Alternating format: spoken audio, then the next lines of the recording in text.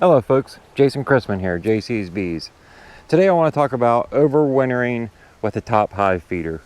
And I know there's several different styles of top feeders on the market, but I just want to get your gears thinking a little bit and kind of put in perspective what the issue can be with top hive feeders over winter.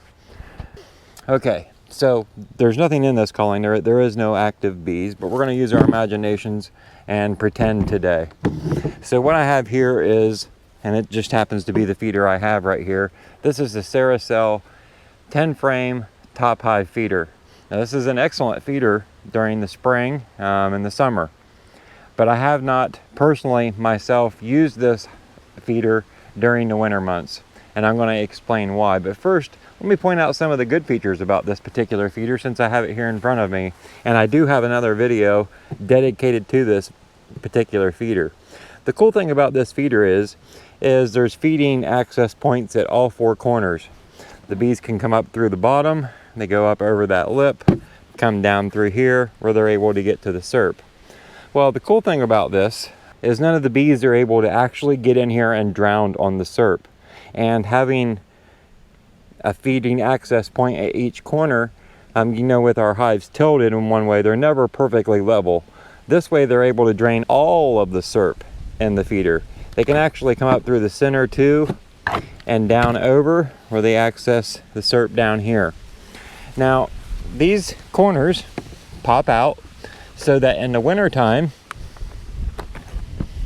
the bees can come up over. You can put some dry sugar up here. The same with this. You can pop this out, pop off all four corners, and just pour some dry sugar up here. The problem I have with that, and there's plenty of other beekeepers with experience that can back this up.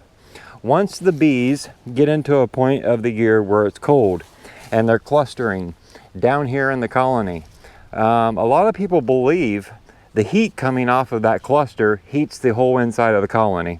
That is not the case, folks. The only place that stays warm is that cluster, and the closer you are to the center, the warmer it is. So those bees will take turns rotating from the center of the cluster to the outside of the cluster.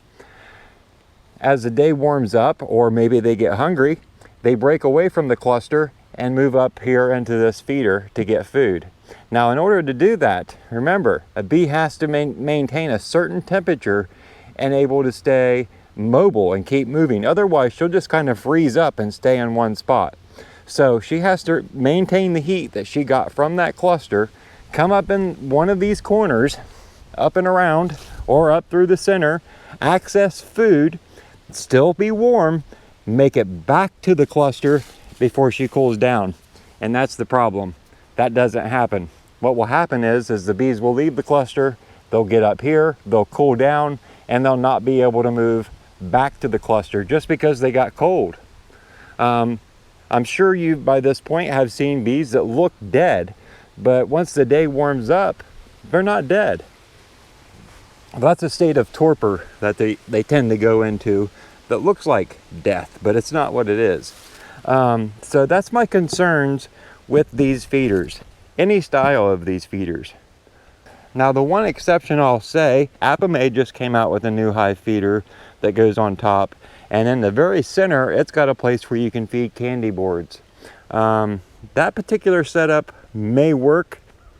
I did a video on that there a month or so ago. I'll link it up in the corner here or down in the video description if you're interested in learning more about the new Apame top hive feeder. But what my suggestion is, if you've got one of these feeders, my suggestion would be if you want to feed dry sugar, take this off completely. Okay, get it out of your way. Now we've got this big shim. Might be a little bit deep, but it'll work. We can lay some newspaper in here and maybe poke a few holes. Pour some dry sugar in here in the middle, and I gotta tell you, I highly recommend. They're kind of pricey, but they're well worth the investment. The Hive Alive fondant patties.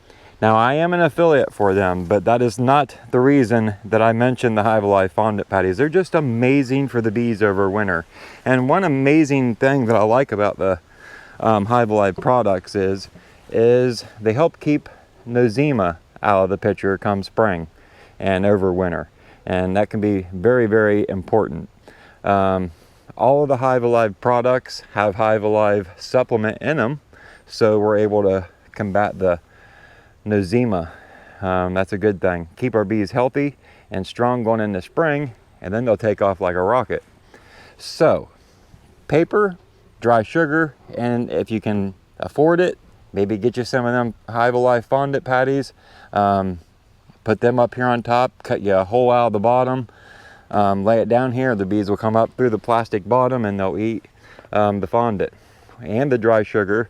Now I will say, if you're new to beekeeping, dry sugar bees cannot eat. The advantage to having the dry sugar on top of your colony over winter is any moisture that's in the colony with the bees fanning and clustering, creating heat, will be fanned in an upward direction. And that moisture, if there's nothing above them to collect that moisture, will drip back on the bees and could kill them.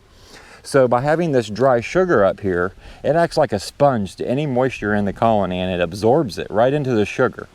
And as it does that, then it becomes edible for our bees.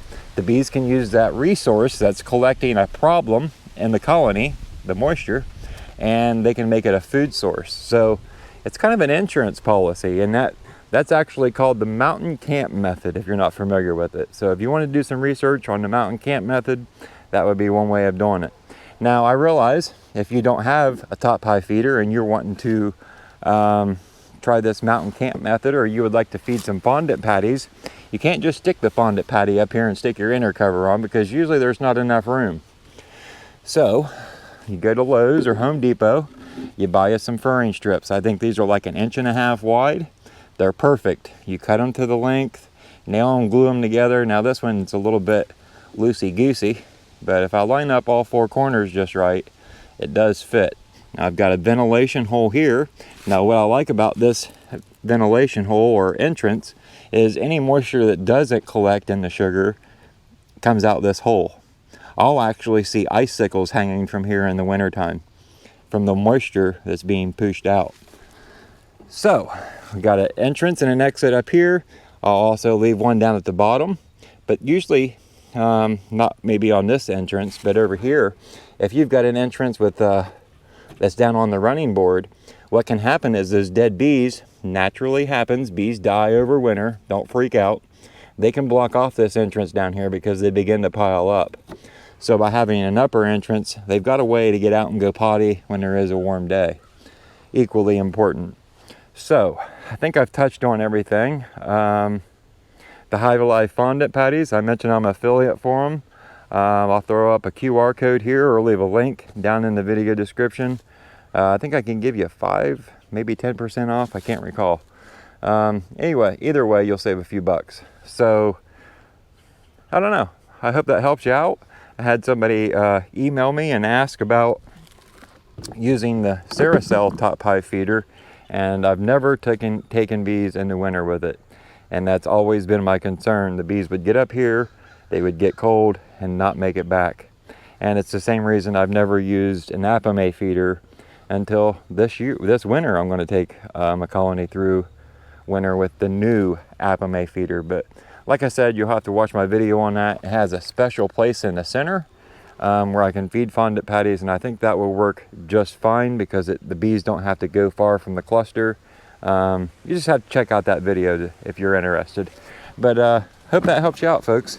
Thanks for your time, and hope I taught you something. You enjoyed this video, make sure to smash that thumbs up button. You want to see more of my content, make sure and subscribe. Thanks.